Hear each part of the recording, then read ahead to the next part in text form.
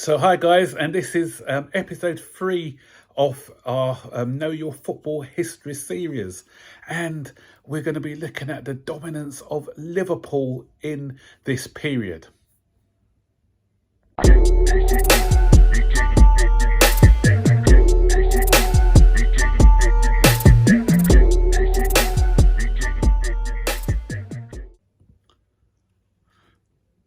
So 1980s, not good for Chelsea, excellent for Liverpool to some extent, because they were responsible for us getting kicked out of Europe, but I'll discuss a bit about that a bit later. Anyway, let's start off with the 79-80 season, and that saw Liverpool's dominance continue as they won the league that year, finishing just ahead of Manchester United. And Ipswich Town was still around there. Arsenal were in 4th position. Tottenham were 14th for that season. Chelsea still in the 2nd division. That year, the FA Cup was won by West Ham United, who beat Arsenal 1-0 to was it a Trevor Brooking goal, if I remember rightly? Could be wrong, but I think it was a Trevor Brooking goal, if memory serves me right. And no success in Europe that year for Nottingham Forest. Wash my mouth out. Nottingham Forest got back-to-back Champions Leagues, or European Cups as they were called back then, under the fantastic manager Brian Clough. So now we are in the 1980-81 season, and we've got a new winner of the Division 1, and this was Aston Villa. Was it Saunders, Ron Saunders, who was their manager at the time, I believe? I think so. They beat Ipswich Town. Bobby Robson's Ipswich Town still not going away. Runners up this time. Arsenal were 3rd. West Bromwich Albion were 4th. And you had Liverpool in 5th position.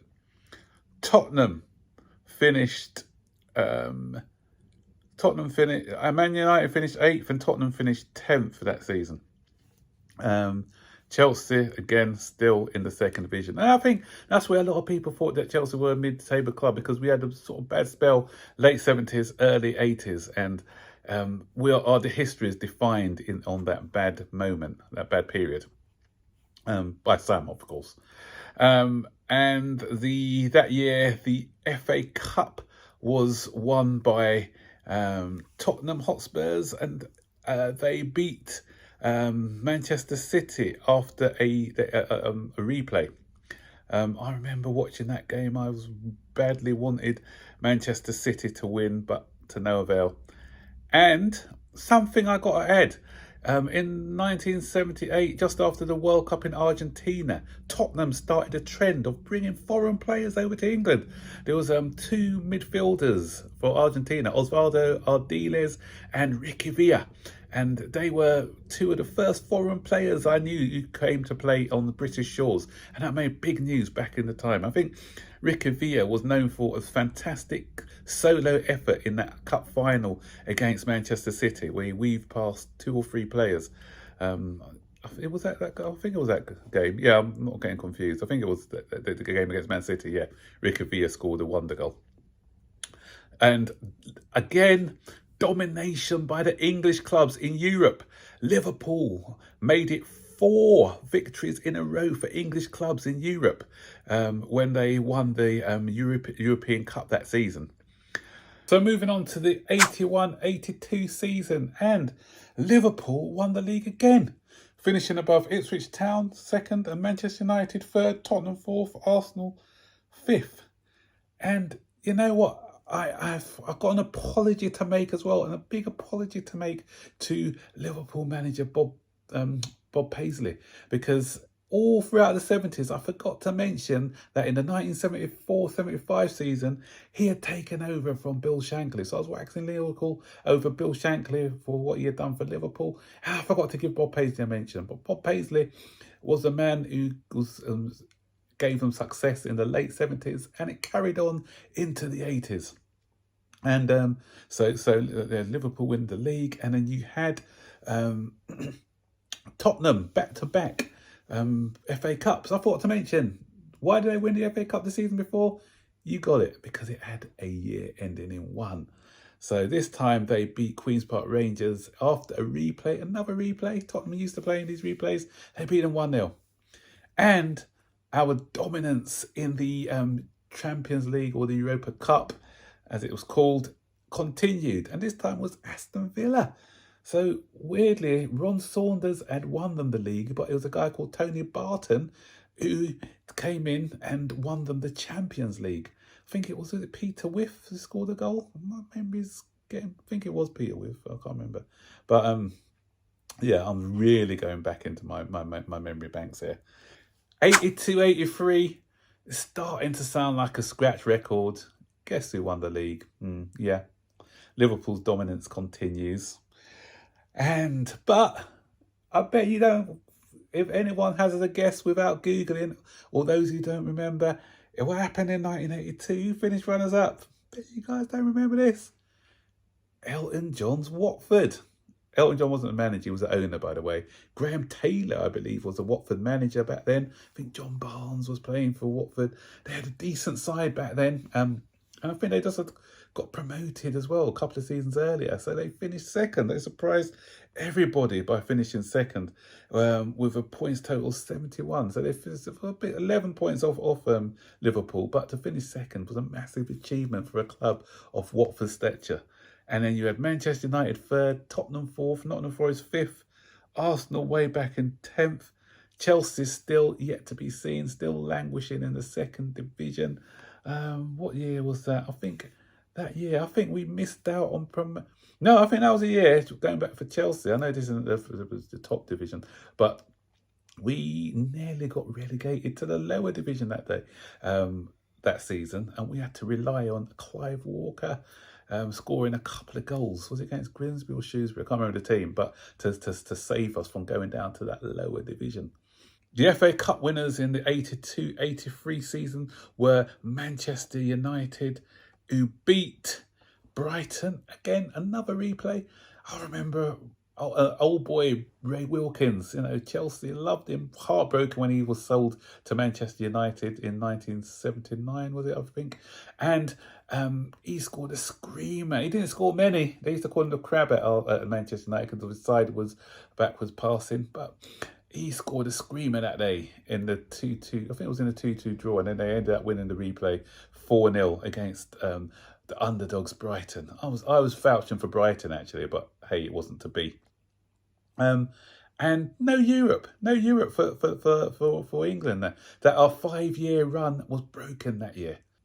So now moving on to 83-84, and I really started to hate Liverpool because, again, domination. Won the league. Close though, because Laurie McMenemy's Southampton finished second that season. I think they had people like Mick Shannon and people like that playing for them. Notts Forest finished third. Manchester United fourth. QPR came back again fifth. Arsenal finished sixth. Tottenham finished eighth that season. And 83-84 FA Cup winners. And there's a new Merseyside team in town which are about to challenge Liverpool's dominance. And that was Howard Kendall's Everton, with your likes of your, who was up front? Sharp, I think it was, a guy called Sharp.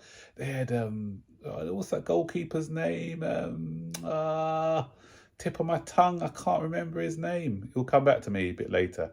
Fantastic goalkeeper. They had, some great players.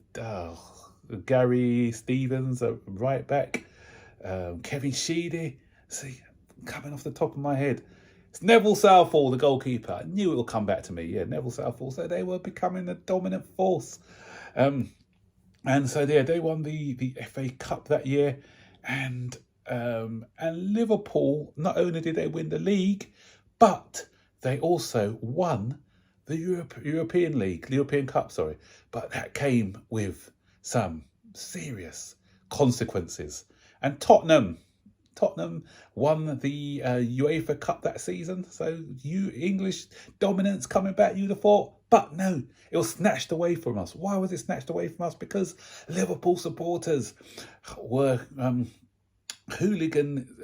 There was a situation in Heysel when they played Roma, I believe, in the cup final, and which resulted in a few people dying because of the hooliganism. There was a strong, big hooliganism thing going on in England, and we had a reputation going abroad, and that was too much for UEFA. Enough was enough.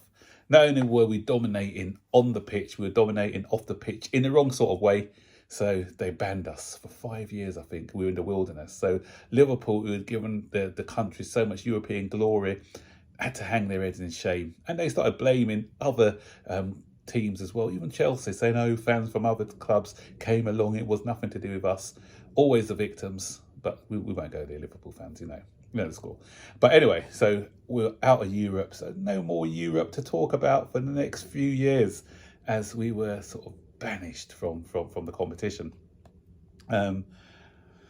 Yeah, sad days.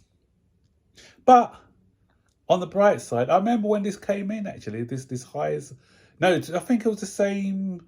I think this was actually the same year as highs. Was it the same year or the year after with the Hillsborough? I can't remember.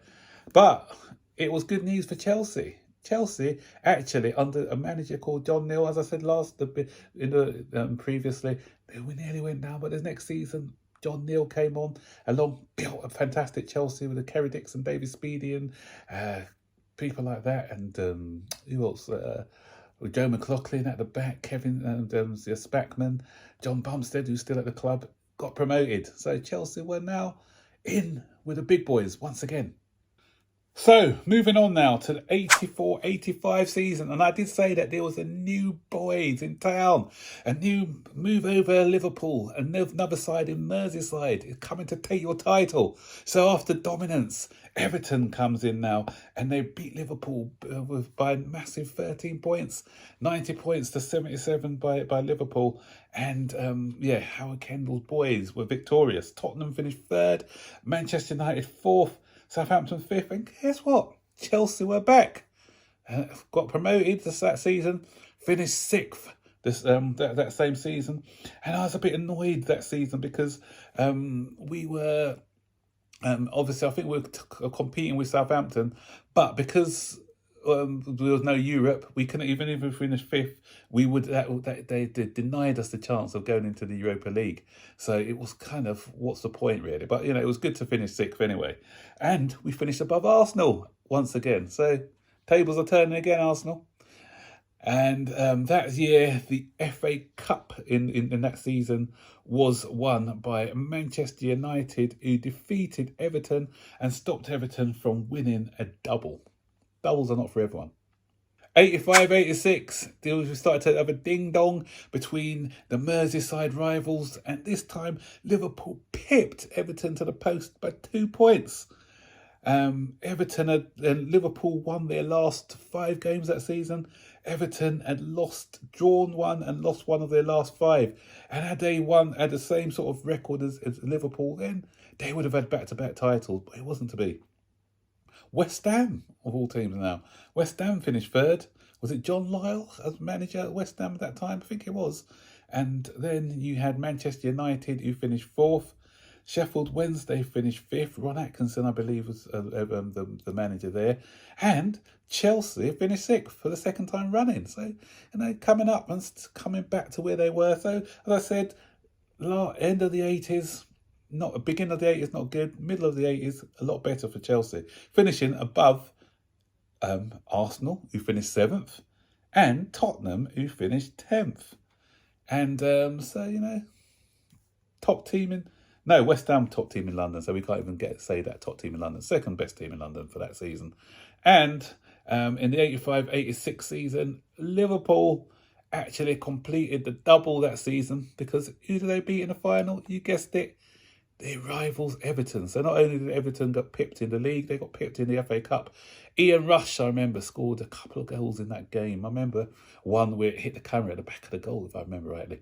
And one thing about Ian Rush, as I'm talking about him, there was a former player, I think it might have been Tim Sherwood, who was talking about all these new coaching symbol like pressing from the front. But he said pressing from the front's nothing new. Ian Rush used to do that all the time when he was at Liverpool. Harry and press people from the front. So, the coaching, there's nothing new. It's just things that's been brought back from the times of the 80s and 90s.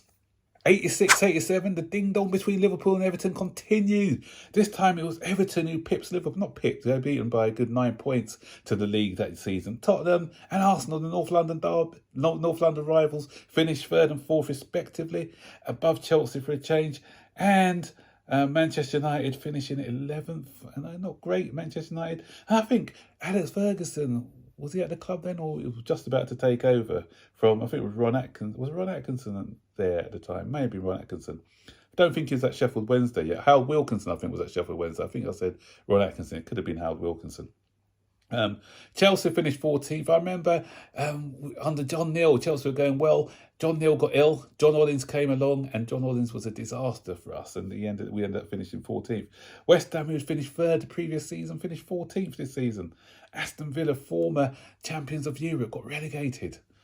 And so the FA Cup winners for the 86-87 season was Coventry City, and how I cheered. I remember the goal. Who was the guy? The long-haired guy who scored the winner, diving header. Cannot remember his name, but I remember the goal. It was the diving header. Was it Houchin or someone like that? And I cheered it because it was Tottenham losing. I loved it when Tottenham lost, even back then. 87-88. The winners of the league were once again Liverpool, and this time they finished ahead of Manchester United. Nottingham Forest coming back into the top 4, and then Everton this time finishing 4th. So they're started to drop away. So they had 2 seasons or 3 seasons of challenging. They're starting to tail off a bit. QPR 5th and Liverpool and Arsenal 6th. But this season was a bitty moment for me as a Chelsea supporter. Never, this history was made, and it's never to be made again unless they change the rules of football. Chelsea actually finished 4th from bottom that season, and just on goal difference as well, because their goal difference was similar to Charlton and West Ham's. And that season, they trialled something where the 4th place team in the second division, as it was called, were going to be playing in a playoff against the team who finished 4th from bottom in the Premier League, who happened to be Chelsea. And the thing is, Chelsea lost and drew their last 2 games. They and had they drew in their last 4 games, they drew 3 and lost 1. Had they just won one of those games that they'd drawn or lost, then they would have been okay. But wasn't to be. In the playoff, and they got beat. We got beat over 2 legs against Middlesbrough at the time. I think Clive Walker playing for them, or was it? No, sorry, I sort of think of the Sunderland in the other thing. Against Middlesbrough, we played against them, lost in 2 legs, and we became the only team in top flight history to get relegated via the playoffs. So at least we can say we made history, but as I said, not in the right way. But another team who did make history that year, in a historic shock, was Wimbledon. Wimbledon, who came from nowhere. Wimbledon were a team who came up from the non-leagues right up to the Premier League. Great success story from Wimbledon. They played against Liverpool in the FA Cup. If you could have got odds of about 100 to 1 of Wimbledon winning that game, they were big underdogs, massive underdogs in that game. John Aldridge, I think, had a penalty saved by David Besant before, I can't remember who scored the winner. Was it Dennis Wise? I think it was. He scored the winner. And Wimbledon completed arguably the biggest shock in FA Cup history by beating Liverpool that season. Probably not the biggest. There's another shock coming up a bit later on in the years, but at the time, it was the biggest shock. And finally, 88-89 season, and wow, all I can say is wow, because 88-89 was probably, everyone's talking about Aguero, but I don't think the Aguero moment tops this moment, and this was a Liverpool versus Arsenal. The reason why that Aguero moment doesn't top this, you couldn't get a tighter Premier League than this, and it went to the wire, and it was so tight because it was goal difference was the same. Points were, I think, Arsenal needed to win, because if Liverpool drew or won the game, they win the league. If Arsenal win, but not only they had to win by 2-0. If they scored 2 goals, then they would have, although the goal difference was similar, but they would have won it on goals scored. And it was 1-0 to Arsenal for ages. But then the last minute of the game, Mickey Thomas scores the winner. You couldn't write the script.